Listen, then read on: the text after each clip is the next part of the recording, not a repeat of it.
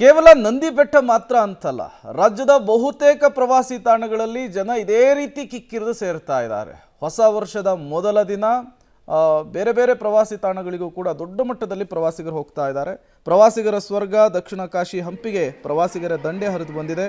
ಹೊಸ ವರ್ಷದ ಸಂಭ್ರಮಿಸಲಿಕ್ಕೆ ಹಂಪಿಗೆ ಪ್ರವಾಸಿಗರು ಬೆಳ್ಳಂಬೆಳಗ್ಗೆಯೇ ಆಗಮಿಸ್ತಾ ಇದ್ದಾರೆ. ಜೊತೆಗೆ ಮಾತಂಗ ಬೆಟ್ಟದಲ್ಲಿ ಯಾವ ಪ್ರಮಾಣದಲ್ಲಿ ಕ್ರೌಡ್ ಇದೆ ಅನ್ನೋದನ್ನು ಗಮನಿಸ್ತಾ ಇದ್ದೀರಿ. ಮಾತಂಗ ಬೆಟ್ಟದ ಸುತ್ತ ತುದಿಯೇರಿರುವಂತಹ ಪ್ರವಾಸಿಗರು ವರ್ಷದ ಮೊದಲ ಸೂರ್ಯೋದಯವನ್ನು ಕಣ್ತುಂಬಿಕೊಂಡ್ರು. ರಾಜ್ಯವಲ್ಲದೆ ದೇಶ ವಿದೇಶಗಳಿಂದ ಹೊರ ರಾಜ್ಯದಿಂದಲೂ ಕೂಡ ಪ್ರವಾಸಿಗರು ಈ ಸೂರ್ಯೋದಯವನ್ನು ವೀಕ್ಷಣೆ ಮಾಡಲಿಕ್ಕಂತಾನೆ ಬರ್ತಾರೆ. ಮಾತಂಗ ಬೆಟ್ಟದಲ್ಲಿಯೇ ಧ್ಯಾನಕ್ಕೂ ಕೂಡ ಕುಳಿತಿದ್ರು. ಮಾತಂಗ ಬೆಟ್ಟದಲ್ಲಿ ಜಮಾಯಿಸಿದಂತಹ ಪ್ರವಾಸಿಗರು ಹಂಪಿಯ ಪ್ರಕೃತಿ ಸೌಂದರ್ಯವನ್ನು ಸೌದಿದ್ದಾರೆ.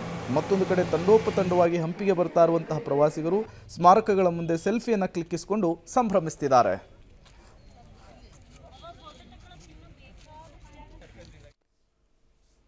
ಇನ್ನು ಹೊಸ ವರ್ಷದ ಮೊದಲ ದಿನ ಧಾರ್ಮಿಕ ಸ್ಥಳಗಳಲ್ಲೂ ಕೂಡ ಇದೇ ರೀತಿಯ ಜನ ಸೇರ್ತಾ ಇದ್ದಾರೆ. ಅದರಲ್ಲೂ ಕೂಡ ನಾಡ ಅಧಿದೇವತೆ ಚಾಮುಂಡಿ ಬೆಟ್ಟವನ್ನು ಚಾಮುಂಡಿ ತಾಯಿಯ ದರ್ಶನಕ್ಕಾಗಿ ಚಾಮುಂಡಿ ಬೆಟ್ಟಕ್ಕೆ ಭಕ್ತ ಸಾಗರವೇ ಹರಿದು ಬಂದಿದೆ.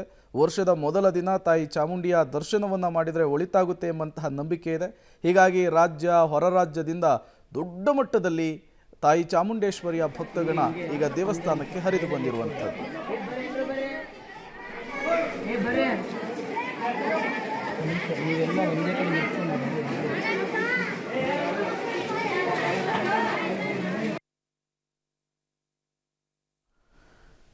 ಇನ್ನು ಹೊಸ ವರ್ಷವನ್ನು ಎಲ್ಲೆಡೆ ಅದ್ಧೂರಿಯಾಗಿ ಸ್ವಾಗತಿಸಲಾಯಿತು. ಶ್ರೀ ಕ್ಷೇತ್ರ ಧರ್ಮಸ್ಥಳದಲ್ಲಿ ಭಕ್ತರು ಮಂಜುನಾಥ ಸ್ವಾಮಿಯ ದರ್ಶನವನ್ನು ಮಾಡುವ ಮೂಲಕ ಹೊಸ ವರ್ಷದ ಮೊದಲ ದಿನವನ್ನು ಧಾರ್ಮಿಕ ಕ್ಷೇತ್ರದಲ್ಲಿ ಪುಣ್ಯಕ್ಷೇತ್ರದಲ್ಲಿ ಸ್ವಾಗತಿಸಿದ್ದಾರೆ. ರಾಜ್ಯ ಹಾಗೂ ಹೊರ ರಾಜ್ಯಗಳಿಂದ ಬಂದಂತಹ ಮಂಜುನಾಥ ಸ್ವಾಮಿಯ ಭಕ್ತರು ತಮ್ಮೆಲ್ಲ ಇಷ್ಟಾರ್ಥಗಳನ್ನು ಈಡೇರಿಸುವಂತೆ ಮಂಜುನಾಥ ಸ್ವಾಮಿಯಲ್ಲಿ ವಿಶೇಷ ಪ್ರಾರ್ಥನೆಯನ್ನು ಮಾಡಿದ್ದಾರೆ, ಪೂಜೆಯನ್ನು ಕೂಡ ಸಲ್ಲಿಸಿದ್ದಾರೆ. ನಿನ್ನೆಯಿಂದಲೂ ಕೂಡ ಹೊಸ ವರ್ಷದ ಸಂಭ್ರಮ ಸಡಗರ ಧರ್ಮಸ್ಥಳದಲ್ಲಿ ಮನೆ ಮಾಡಿತ್ತು.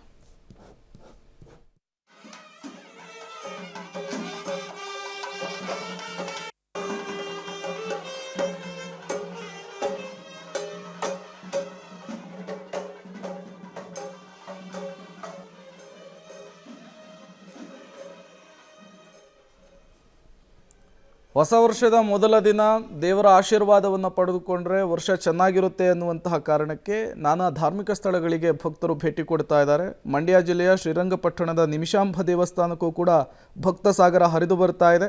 ಬೆಳಗ್ಗೆಯಿಂದ ಸಾವಿರಾರು ಜನರು ಸರತಿ ಸಾಲಿನಲ್ಲಿ ನಿಂತು ನಿಮಿಷಾಂಬ ದೇವಿಯ ದರ್ಶನವನ್ನು ಪಡಿತಾ ಇದ್ದಾರೆ.